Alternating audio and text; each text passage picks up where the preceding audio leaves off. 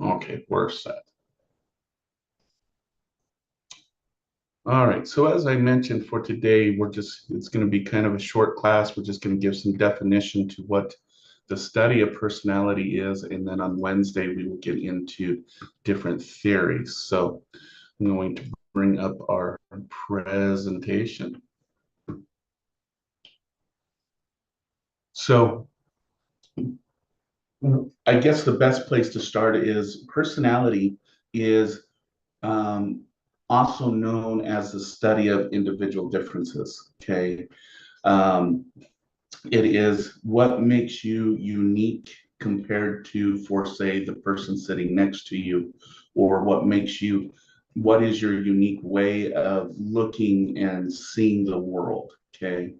If we were to give it the working definition that we're going to use in this class, it's your characteristic thoughts, emotional responses, and behaviors that are relatively stable in an individual over time and across circumstances. So we're talking about those traits that aren't situationally bound, the way we look at them, the way the way we are. So again, using examples from what's known as trait theory, some of us get our energy from being very social and talkative, while others of us get our energy from being quiet, kind of being the more in your mind type of individual to kind of think about things. Okay. Um, and then there's a whole array of different ways we emotionally respond in our thoughts and problem solving abilities. Okay.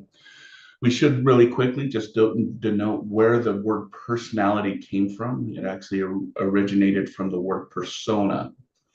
And persona refers to a theatrical mask worn in a Greek drama by a Roman actor. So it's basically a mask that you wear, okay?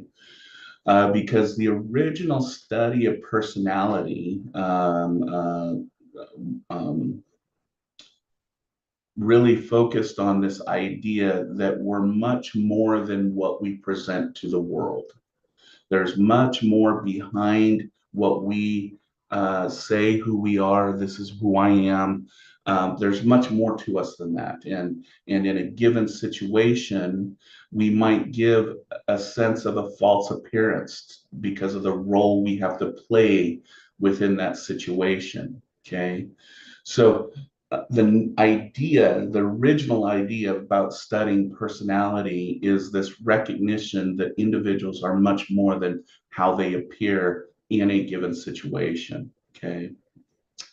So in modern view, however, the study has kind of evolved into um, um, to this idea that a person is more than who they portray, but it's evolved into the study of what makes a person unique, an individual, the unique way people emotionally respond, the unique way individuals think about their world, and how they behave within a given situation. Okay, so that's our working definition, and this Wednesday we are going to talk about some different theories, and this is just a quick kind of overview of the different theories that we're going to talk about. The first thing that I should note is no one theory explains all aspects of individual personality makeup. Each of these theories explain a certain aspect of who we are as a complete and total human being. Okay. The first theory is psychoanalytic theory, and this is going to be coming from an individual named Sigmund Freud. And we mentioned Freud earlier in the class when we did an introduction to the different camps of psychology.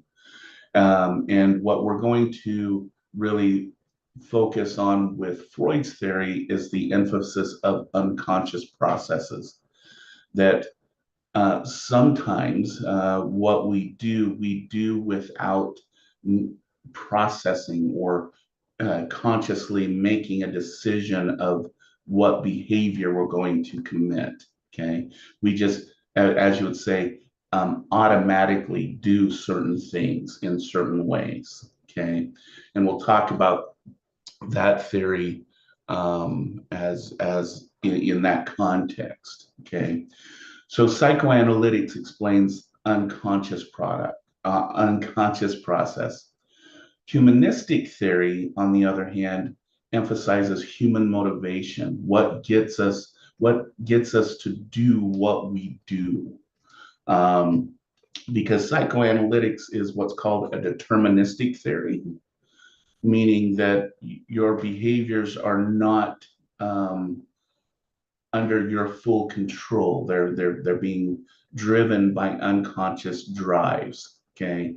In humanistic theory, there's the emphasis on the idea of free will and free choice, and that we're all trying to figure out who we are as a complete and total human being. That's really the journey of life, is to try and figure out who we are as individuals.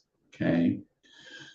And then the next theory that we'll take a look at, which is one of the more popular theories today, it's definitely the most well studied theory that we have, and this is trait theory. Okay, and what trait theory um, uh,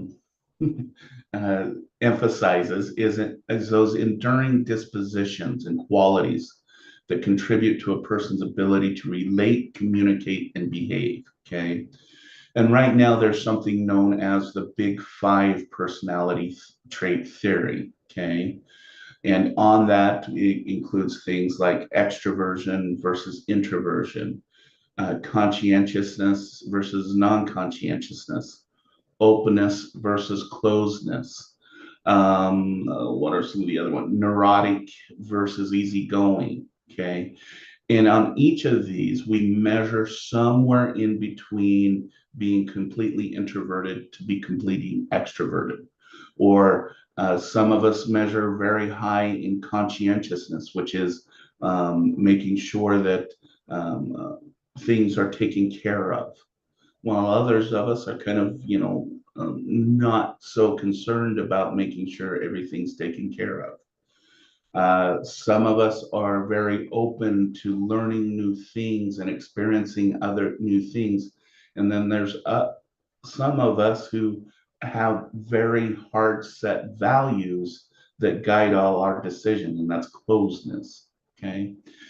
And based upon where we are between and betwixt all of these is develops our unique trait method of, again, behaving, emoting, communicating, and relating to other people.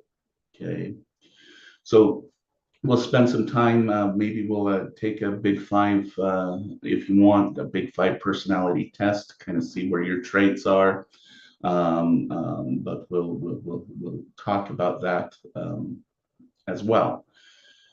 Two other types of kind of approaches to understanding personality is one is ideographical approach. So this emphasizes a person is a accumulation of experience and memories.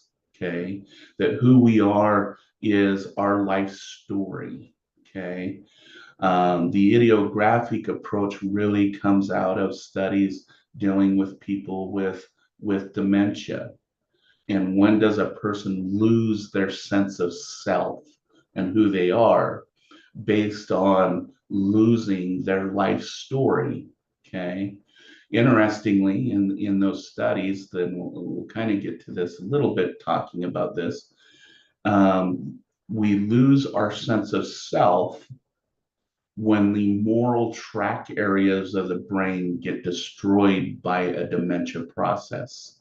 Okay, so ideographical approach really emphasizes the idea of morality and how morality guides us to do what we do. Okay, social cognition is emphasizes our relationship with our social world. We are who we are because we are a social species. So this emphasizes the awareness, beliefs, and expectations and goals we have in a given social situation. And it's that awareness and belief and expectations that guide our behaviors and our emotions. Okay. So we'll look at the social cognition aspect of personality as well. All right. So these are some different theories that we'll focus on, and we will see again, each of them explain a certain aspect of our personality, but not one does a complete job, as we will see. Okay. We should, so as mentioned, and I'll just do a quick introduction to a few of the starters of the study of personality. And the first one is William James and his concept of the self. Okay.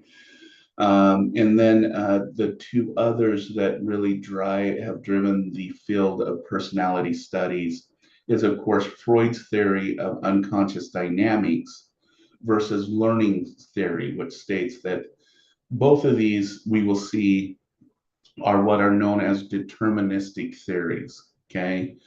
What we're going to, as I mentioned in the previous slide, we don't choose our behaviors. Our unconscious drives choose our behaviors. In learning, what a pure behaviorist would say is you didn't choose to be in this class, for example. What they would argue is that your accumulation of learned experiences and learned life put you here. So you're not here out of free will. You are here because of a history of reinforcement and punishment that then placed you in this space.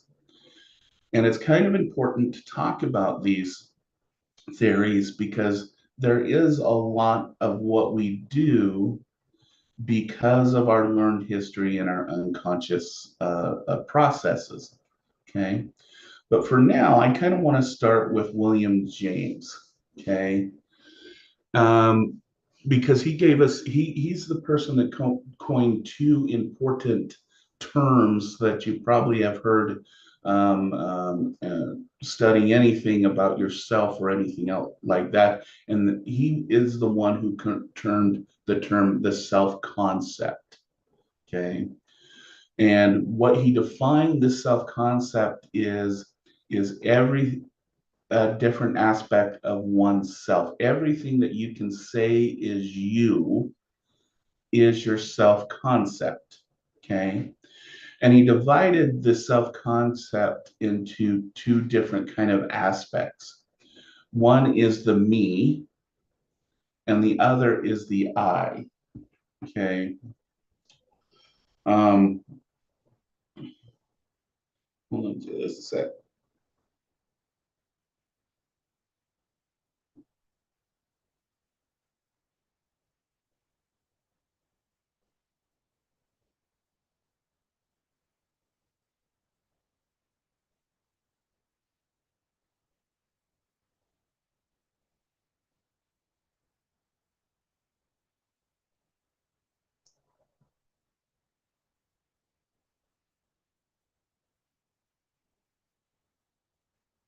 Hold on just a sec.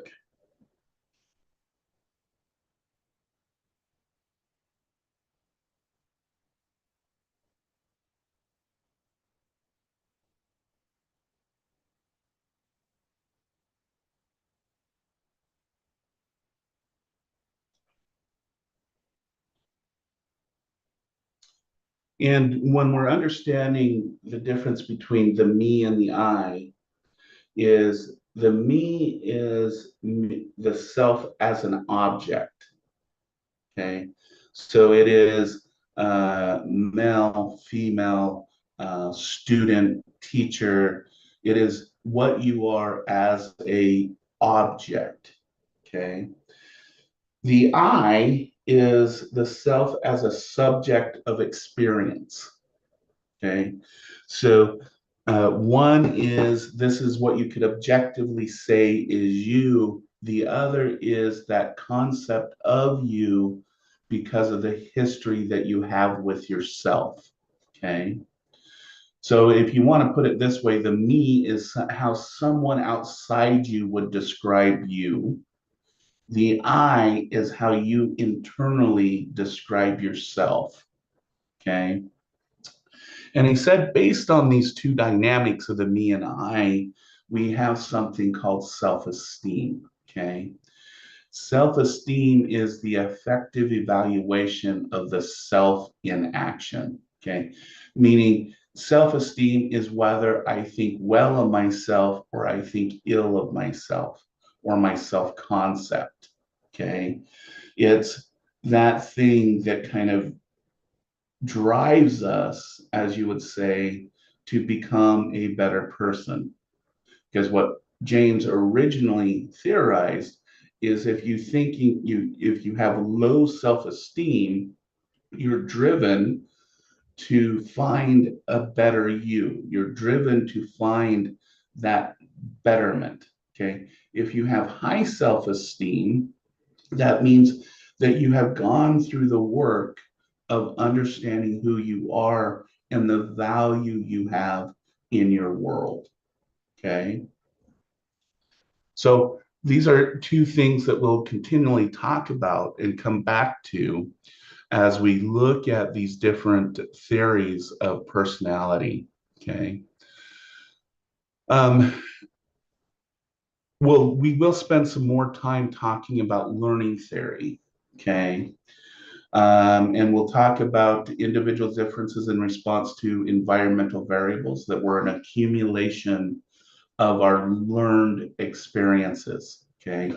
And what we're going to see with learning theory, if we're taking it from a pure behaviorist perspective, is that our idea of us is an illusion. It's a byproduct of classical and operant conditioning. Okay. But there is one thing that is important to kind of talk about that came out of learning theory, and that's Kurt Lewin's equation, as you would say, for why we behave the way we do. And it's a pretty simple equation. Okay. He argued that B, which stands for behavior, equals a function. This is a function sign of a person and their environment. Okay. That really, when we're talking about a person and their personality, we can't separate the person from the environment that they're in. Okay. And indeed, we will see that our personality, while it can be stable, the way that it is expressed is very much determined upon the environment in which a person is in. Okay. So we'll take a closer look at that too.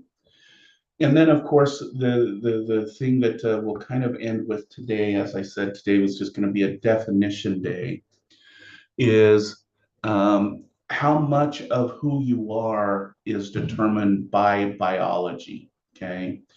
And there's one way of studying to kind of determine what percentage of something is due to biology versus the environment. And the main way that it's been done is through what's known as twin studies.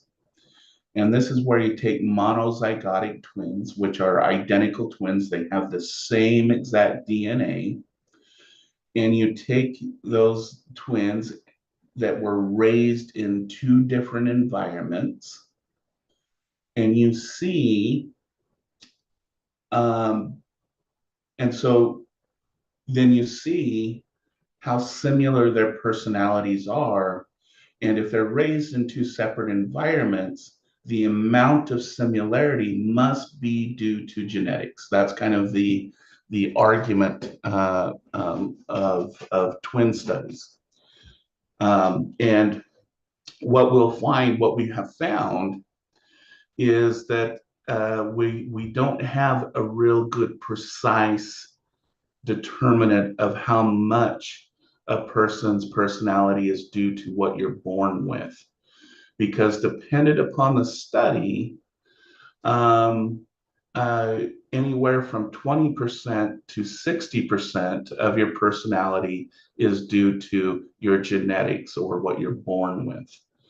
And so we don't have a really good determinant of how much one's personality is due to environment versus biology. So this is something that is an ongoing study. Okay. Some other things, though, that do deal with personality is things such as temperament have been shown to be completely biologically based. Okay, this is one personality factor that is unquestionably something we're born with. Okay, and if you want to think about temperament, it's about how quickly and intensely we emotionally respond to a given situation. Okay, so you probably heard of someone with a hot temperament. This is someone who is very reactive, usually in a hostile way, versus someone who has a cool temperament. This is someone who is not emotionally reactive to a given situation. Okay, this personality factor is one of them, one of the few that we have found to be at least about 99% biologically based.